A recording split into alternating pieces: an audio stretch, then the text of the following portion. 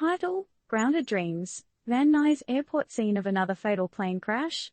TLDR. A tragic morning at Van Nuys Airport sees 2 lives lost in a fiery plane crash. With national numbers on the rise, what's in the air for aviation safety? On an otherwise typical Wednesday morning at the Van Nuys Airport, tragedy took to the skies.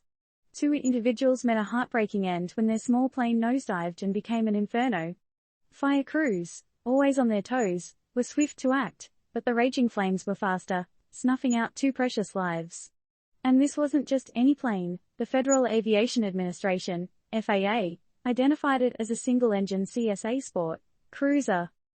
Now, let's play detective for a minute. Where did this crash occur?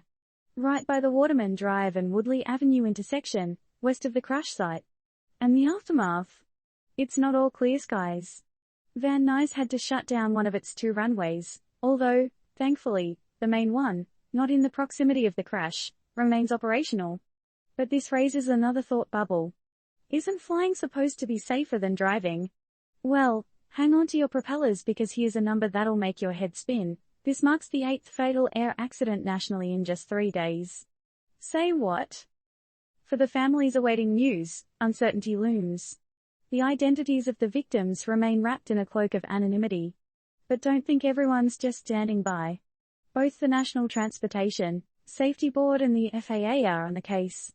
And word on the tarmac is that an initial crash report should be dropping any moment now, well, at least within a day. Did you know? This isn't California's first tango with aviation tragedy.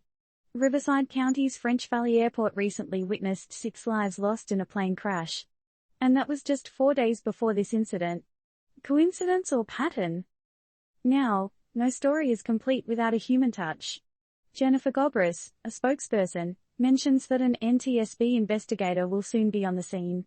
The wreckage, scheduled for a Thursday afternoon pickup.